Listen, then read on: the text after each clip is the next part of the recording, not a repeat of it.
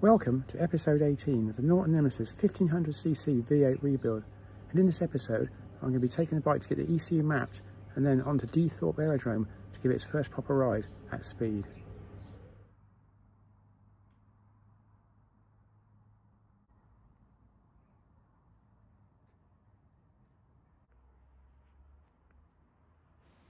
After a bit of a fettle, the rear seat cowl and tank cover fits on nicely, so I pushed the bike out into the garden for a proper look. The rear cowl easily covers up the long and protruding exhaust system.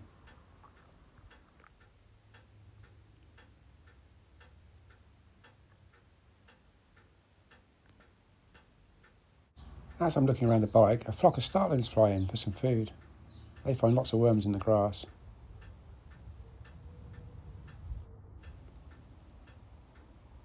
I thought it was a nice touch using the made in England rear light reflectors. These appear to be from a Land Rover and fit nicely on the bike. The petrol tank looks huge and wide when it's fitted to the bike, but this is just a cover. The actual tank underneath holds just over a gallon, but that should be enough for a few runs.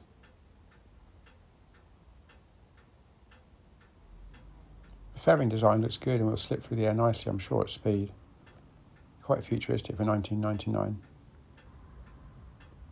And the rear swinging arm is huge, very stiff, and should give good handling. I look around and there's a pigeon landed on the bird feeder. He can't get in to get the food, but he sits on top waiting just in case any fall on the floor. With all the fairings fitted, you can still see the electric water pump that nestles on the side. This does a good job pumping water around the engine to keep it cool.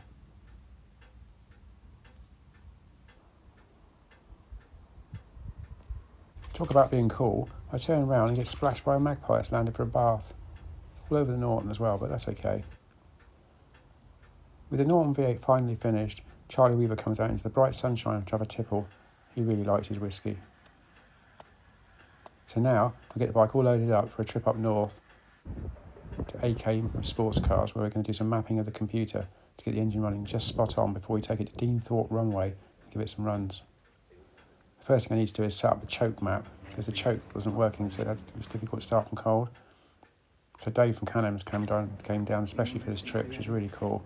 And he got onto his laptop and dialed in some numbers, and all of a sudden, it started straight up.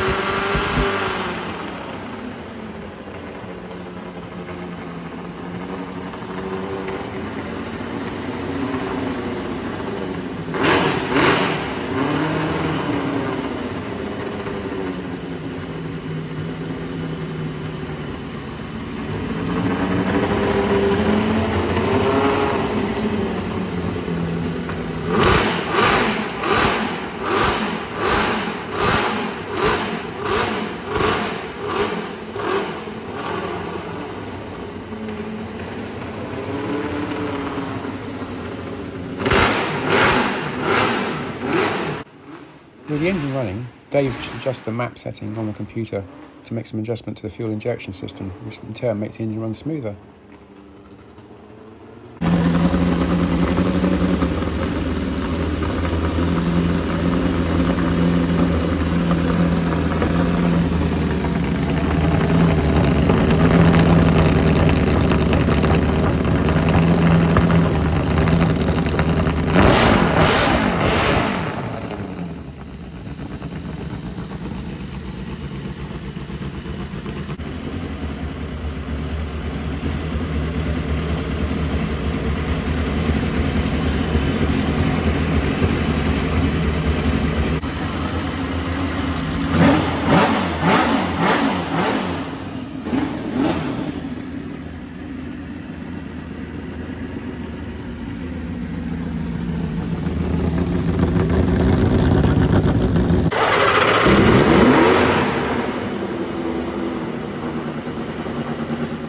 With the engine on fast idle, Dave wants to check the synchronisation of the throttle bodies, so he uses a special gauge we put onto the inlet, and it measures the air going into the engine.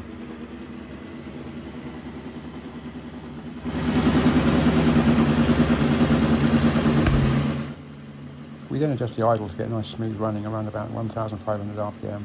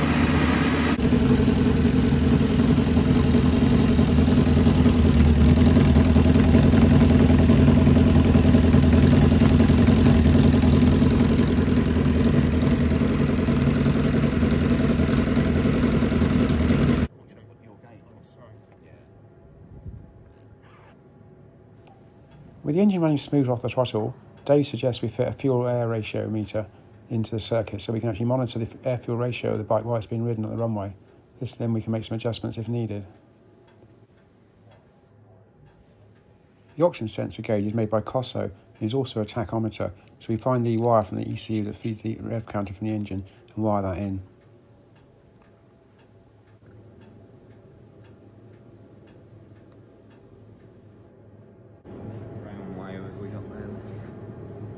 There's enough, isn't there? Yeah, that's fine.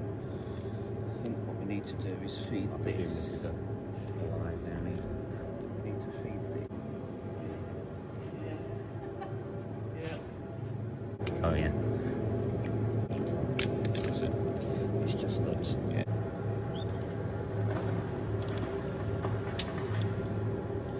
Yeah. This is the one going up to the future. Does it indicate that it's recording? Yes, yeah, I believe so, yeah. So we'll have that. I've never used one before, so we'll find out. Okay, yeah. It's the right thing for the job. With the oxygen sensor gauge wired in, it's time to give it one more last run just to hear it run nicely, and then we're going to have a nice cup of tea and some cake before we take the bike up to Deanthorpe Runway and give it its first official test ride.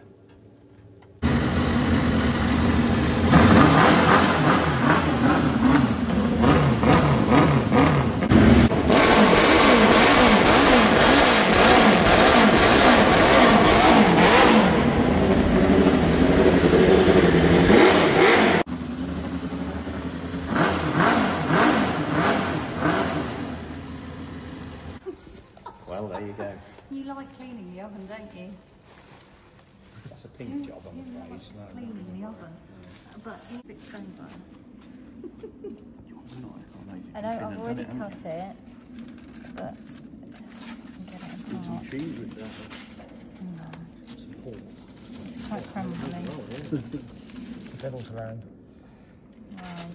Do you wanna sort of pass round? Would you like a piece, David? No, I'm all right, thank you. Sure? Yeah, absolutely fine. Wonderful. That looks lovely though. Thanks, Tracy. That's okay.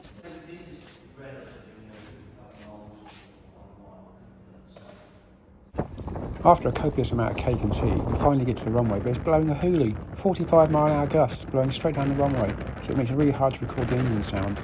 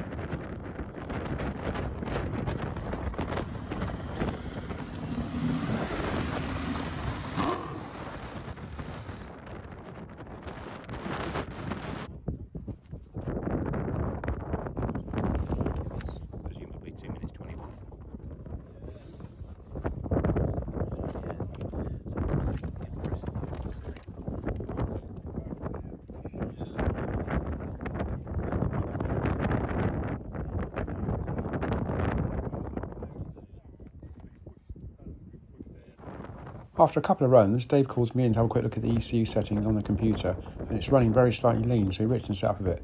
The bike's easily pulling 110, short shifting through the gears to about 7,000 revs. Absolutely amazing. I'm well chuffed.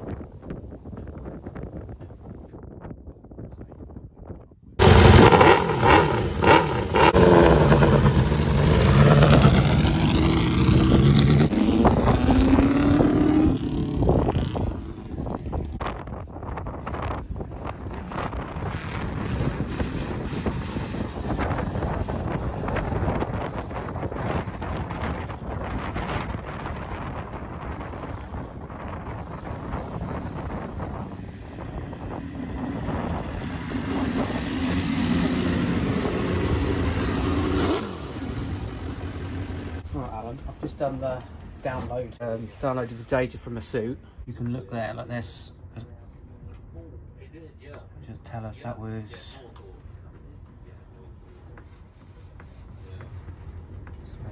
There we go. This is what we're interested in. It's slightly taller. It's 172 kilometres an hour, so it's about 107 miles an hour. So, and it was fairly effortless at that. It's easily going to exceed the target, which I think is 135. 135, yeah. Yeah, so which is it a record for a V8 or something? It's a world record set by Curtis in 1934. Yeah. You should just breeze by it based Brilliant. on yeah. That's so cool. You got that download that data. Yeah. I'm really pleased with its first shakedown run. The Norton Nemesis ran really great all day. Stayed at about 85 degrees water temperature. Didn't leak any oil or water, and was straight as an arrow on handling stakes. I was really impressed. And it effortlessly cruised at 110 both into the wind and with the wind. So that's it for now. Until the next time. And I must say a big shout out to James Hewing, Director of the National Motorcycle Museum, Birmingham, for giving me the opportunity of working on such an iconic motorcycle. It's been an amazing journey. Well, thanks for watching. I hope you enjoyed it. I'm really impressed how the bike went. It was effortless at 110, absolutely effortless, which you would expect from a 1500cc V8. But anyway, it's probably the fastest it's ever been ridden in its life. So I'll see you all soon in the next video.